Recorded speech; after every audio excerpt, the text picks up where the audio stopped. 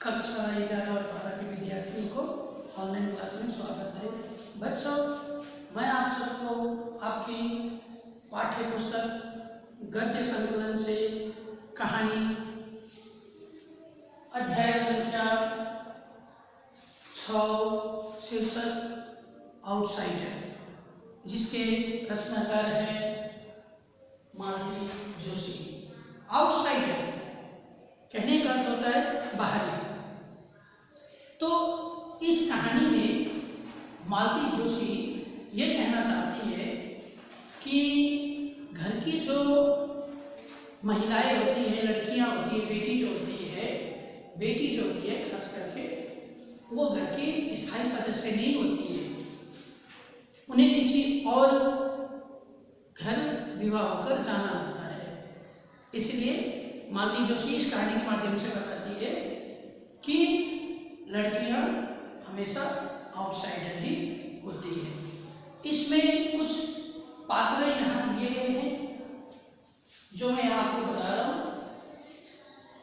नीलम इस कहानी की सबसे मुख्य पात्र है। इनके भाई सुदीप, सुमित, सुजीत और एक बहन पूनम। नीलम के पिताजी कुछ काम नहीं करते, वो अस्वस्थ रहते हैं और नीलम घर की बड़ी लड़की होने के कारण घर का सारा बोझ उसके ही कंधों पर आ गया। कहने का होता है कि घर की सारी दायित्व नीलम ने ही उठा लिया। अपने भाई बहनों को पढ़ाती है और उन्हें एक मुकाम तक पहुंचाती है, जिसमें हम देख सकते हैं सुदीप जो बड़ा भाई है, पढ़ लिख कर विवाह करके सुषमा के साथ कनाडा चला जाता है, वहाँ वो नौकरी करता है। उसके बाद सुजीत को बीकॉम करवाती है, वो बीकॉम करने के बाद बैंक में नौकरी करने लगा। फिर अलका से विवाह करके अपना गृहस्थ जीवन शुरू करता है। पूनम नीलम की छोटी बहन, उसका भी नरेश के साथ विवाह करवा देती है। अब रह जाता है सबसे छोटा भाई सुमित। तो इस कहानी की शुरुआत हम करते हैं कि घर के शादी में बड़ा भाई नहीं आए थे। अब घर का सबसे छोटा लड़का, छोटा भाई का शादी है। उसमें सभी परिवार वाले उपस्थित हुए हैं, क्योंकि घर का ये अंतिम शादी है, धूमधाम से करना है। नीलम ने सभी को निमंत्रण दे दिया, सब आ भी गए समय पर। धूमधाम से शादी हुई। नए जोड़ी को इन लोग स्टेशन पर छोड़ आए, क्योंकि उन्हें हनीमून पर जाना था। रात काफ़ी हो गई थी।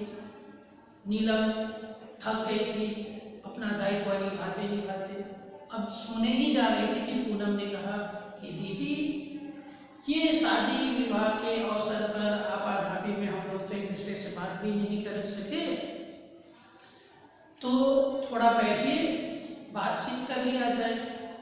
ऐसे भी बड़े भैया इससे पहले के शादी में आए भी नहीं थे, बड़ी मुश्किल से छुट्टी लेकर इस बार आए हैं। तो नीलम ने कहा, मैंने तो पहले ही बता दिया था समधी जी को कि यदि इस विवाह में सुदीप नहीं आता है तो ये विवाह नहीं हो सकती है। ये तो भगवान का गनीमत कहे कि सुदीप को छुट्टी मिल गया और वो आ गए। तो बच्चों को सोने के लिए भेजकर नीलम अपनी आराम कुर्सी पर बैठ गई। बात का सिलसिला शुरू हुआ। उन्होंने कहा कि दीदी, अब तो सेटल हो जाना चाहिए, विवाह हो जानी चाहिए। तो नीलम समझ नहीं सकी। नीलम कहने लगी, किसकी? तुम्हारी सुदीप भाई की लड़की कभी बहुत छोटी है प्रिया। नहीं, उसकी बात नहीं कर रहे, हम तो आपकी शादी की बात कर रहे हैं। तुम सब की दिमाग घूम गई है, तुम्हें पता नहीं तुम क्या कह रही हो। मैं इस उम्र में क्या विवाह करूंगी? मैंने अपना दायित्व पूर्ण किया, अब मुझे चैन से रहने नहीं दीदी, अब आपको भी अपना घर बसा लेना चाहिए। घर में उपस्थित उसके भाई, उसके बहन के जो जीजा जी थे, सभी ने एक प्रस्ताव रखा नीलम के पास, पर नीलम तो मानी नहीं। कहने लगी जब मेरा उम्र था तब तो तुम लोगों ने सोचा ही नहीं, और आप उम्र की इतनी अंतिम पड़ाव पर आ गए हो, उम्र 45 की हो गई है, तो तुम विवाह की बात करते हो तुम लोग। ये तो अच्छी बात है कि सुमित और नेहा दोनों नहीं है, मेरे नई लड़की मेरे बारे में क्या सोचने लगती। पर घर वालों की दबाव के कारण कहते अच्छा ठीक है, आप कहते हो कि विवाह कर लिया जाए, तो लड़का भी तो मुझे उसी हिसाब का मिलना चाहिए। तो एक एक करके उन लोग अपना प्रस्ताव रखते हैं। सबसे पहला प्रस्ताव नीलम के पास रखा जाता है अवस्थी जी का, जो लखनऊ के रहने वाले हैं। तो नीलम कहती वो अवस्थी जी की बात कर रहे हो, वहां मैं विवाह होकर गई थी, कुछ ही समय बाद नानी बन जाऊंगी। कैसे? वो तो पहले से ही शादीशुदा है, उनकी एक लड़की की भी शादी हो चुकी है, वो भी गर्भवती है। तो ये प्रस्ताव ठुकरा दिया गया। अब दूसरा प्रस्ताव रखा गया बरेली के। तो नीलम ने कहा उनसे मैं विवाह करूं, उनका तो पहले से ही 2 बच्चे हैं, तो बच्चे छोटे हैं, बच्चे के लिए ही तो वो शादी करना चाहते हैं। ये ढोकसला मैं जानती हूँ, बच्चे को कहते हॉस्टल में रख लेंगे, पर ऐसा नहीं है, अपने शौक के लिए उन बच्चों को भूल जाएंगे, इनसे भी मैं विवाह नहीं कर सकती, क्योंकि मेरा खुद का अपना सिद्धांत भी नहीं है।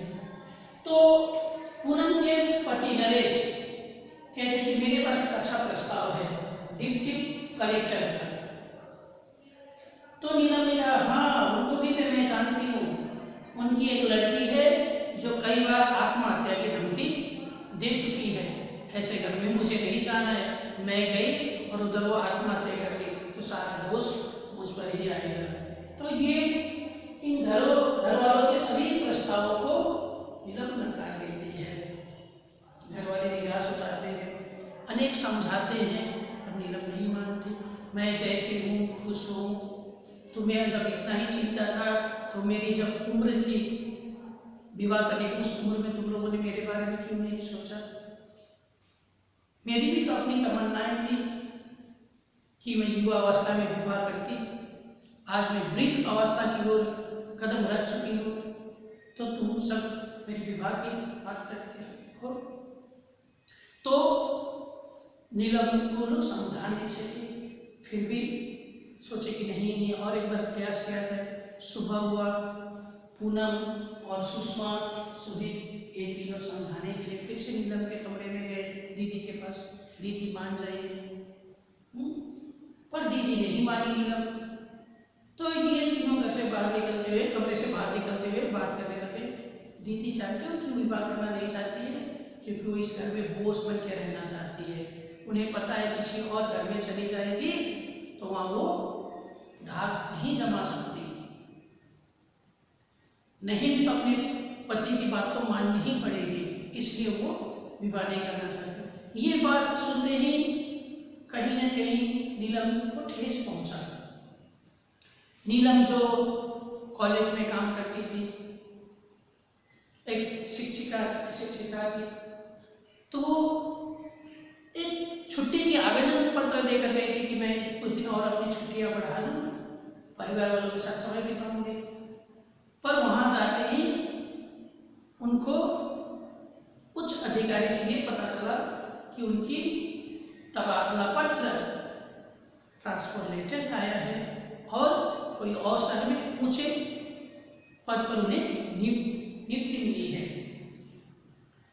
तो नीलम मिठाइयाँ खरीदती है, ढेर सारे बच्चों के लिए, घर वालों के लिए कपड़े खरीद कर घर आती है, सभी को मिठाइयाँ कपड़े देती है और कहती है कि अब तो मुझे यहाँ से जाना है, मेरी तबादला हो गई।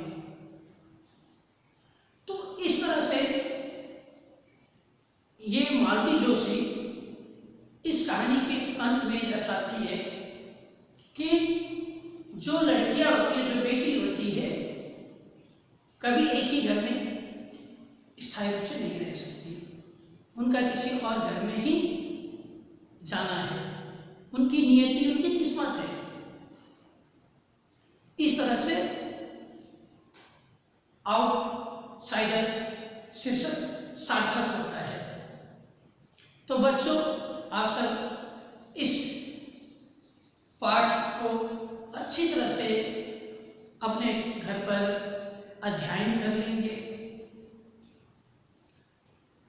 समझने की कोशिश करेंगे